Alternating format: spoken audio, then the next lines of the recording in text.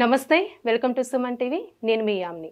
మనకి ఆగస్టు 1 నుంచి 15వ తారీఖు వరకు అసలు 12 రాశుల వారికి మంచి చెడు ఏ విధంగా ఉంటుంది, ఈ విషయాలు మనకి తెలియచేయడానికి ప్రస్తుతం మనతో ఉన్నారు ప్రముఖ జ్యోతిష పండితులు బ్రహ్మశ్రీ నందిబట్ల శ్రీహరి శర్మ గారు ఉన్నారు.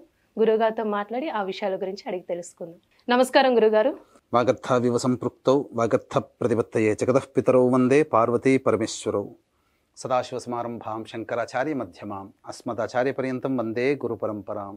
ఆదిత్యాయ చ సోమాయ మంగళాయ బుధాయ చ గురుశుక్ర శనిభ్యశ్చ రాహవే కేతవే నమః. శృంగేరి పీఠాధిపతులకి, కంచి పీఠాధిపతులకి నమస్కారములు తెలియచేసుకుంటూ కార్యక్రమాన్ని ప్రారంభిద్దాం. గురుగారు, ఇప్పుడు ఆగస్టు 1 నుంచి 15వ తారీఖు వరకు అండి అసలు ధనుసు రాశి వారికి ఏ విధంగా ఉంటుందంటారు? ఆగస్టు 1వ తారీఖు నుంచి 15వ తారీఖు వరకు ధనుసు రాశి వారికి ఏ విధంగా ఉండబోతుందో తెలుసుకునేందుకు గ్రహ సంచారం తెలుసుకుందాం. తృతీయ ముందు శని వక్రీకరించి ఉండడం, అలాగే చతుర్థ మందు రాహు, దశమందు కేతువు, షష్టం మందు కుజ గురుల యొక్క సంచారం, మరియు అష్టం మందు రవి యొక్క సంచారం, నవమందు శుక్ర బుధుల యొక్క సంచారం వెరసి చూసుకున్నట్లయితే దైవానుగ్రహం తప్ప గ్రహ సంచారం అనుకూలంగా లేని కారణం చేత కొన్ని ఇబ్బందికర పరిస్థితులు అనేటివి కలుగుతాయి ఈ ధనుసు రాశి వారికి.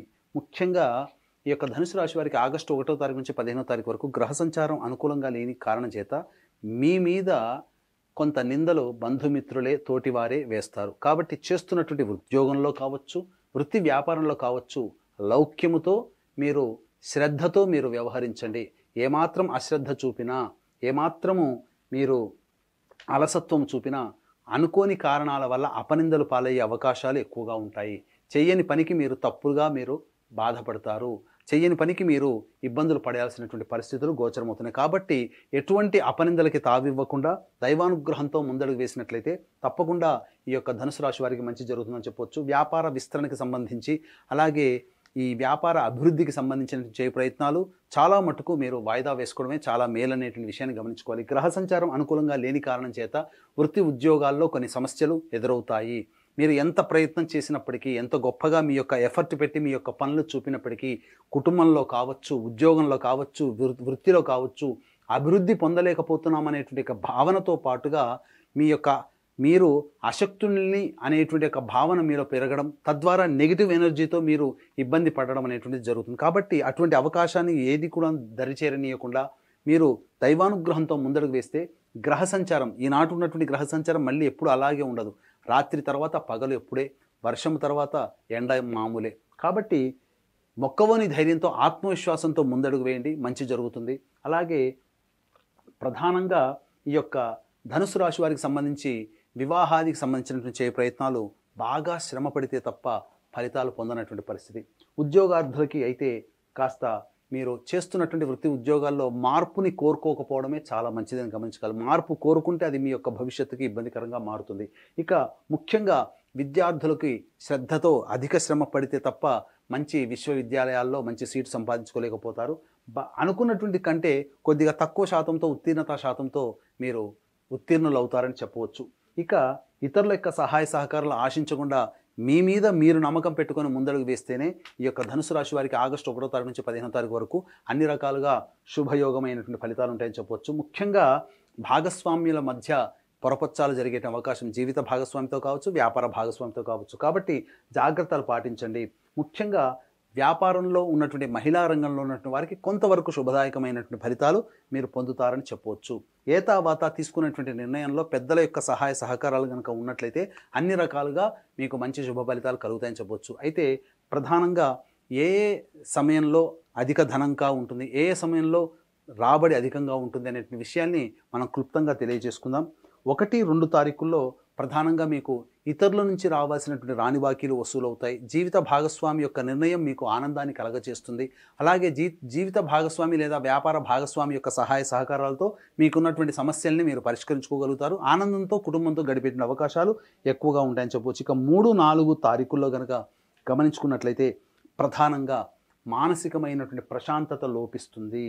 ముఖ్యంగా పిల్లల యొక్క భవిష్యత్తు ఏంటా అనే ఆందోళనతో మీరు కొంత ఇబ్బందికరంగా మారుతారు. అలాగే ముఖ్యంగా గమనించుకున్నట్లయితే విద్యార్థులైతే ఉన్నత విద్యకి ఎలా అనే ఆలోచన కానీ, లేకపోతే ముఖ్యంగా పిత్రార్జితం, స్వార్జితం సంబంధించినటువంటి సమస్యలకి పరిష్కారం ఏ విధంగా చూసుకోవాలనే ఆలోచనతోనే ఈ యొక్క 3, 4 తారీఖుల్లో గోచరం అవుతాయని చెప్పవచ్చు. ఇక గమనించుకున్నట్లయితే అధిక ధన వ్యయం కూడా ఖర్చు అయ్యే అవకాశం ఉంది కాబట్టి జాగ్రత్తలు పాటించండి. కొత్తగా మీరు ఆ రోజున ఆకస్మికంగా ధన ఖర్చులు ఉంటాయి కాబట్టి ఆల్రెడీ ప్లానింగ్ ప్రకారం 3-4 తారీఖుల్లో పెట్టాల్సినటువంటి ఖర్చులను తగ్గించుకోవడమో, ఆ ఖర్చును వాయిదా వేయడం చేసుకున్నట్లయితే ఆకస్మికంగా అయ్యే ఖర్చులకి తోబాటుగా మీకు కొంతవరకు ధన నష్ట నివారణ జరుగుతుంది. ఇక గమనించుకున్నట్లయితే 5, 6, 7 తారీఖుల్లో ప్రధానంగా మీ యొక్క సంతానంతో వాగ్వివాదాలు కానీ, సంతానంతో విభేదాలు కానీ, లేదా సంతానం మూలకంగా ఖర్చులు కానీ, సంతానం మూలకమైన సమస్యలు కానీ ఏర్పడతాయి. కాబట్టి లౌక్యంతో ముందడుగు వేసినట్లయితే చాలా మటుకు శుభ ఫలితాలు పొందుతారు. ఈ యొక్క 5, 6, 7 తారీఖుల్లో కూడా ధన వ్యయం అయ్యేటువంటి అవకాశం గోచరమవుతుంది. ఇక 8, 9, 10 తారీఖుల్లో కొంతవరకు మీరు చేస్తున్నటువంటి వృత్తి ఉద్యోగాల్లో చాలా మటుకు మీకు మంచి శుభ ఫలితాలు పొందుతారు. ముఖ్యంగా గమనించాల్సిన అంశం ఏంటంటే, మీరు చేస్తున్నటువంటి వృత్తి ఉద్యోగాల్లో ముఖ్యంగా ఉద్యోగార్థులకి మీ యొక్క ప్రతిభకి తగ్గట్టుగా అధికారుల యొక్క అండదండలు లేదా అధికారుల యొక్క అనుగ్రహం కానీ, తోటి ఉద్యోగస్తుల సహాయ సహకారాలతో మీ యొక్క పేరు ప్రతిష్టలు పెరుగుతాయి.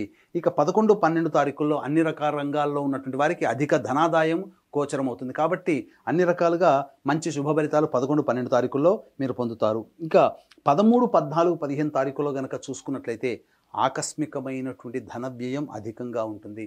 మానసికమైనటువంటి ప్రశాంతత లోపిస్తుంది.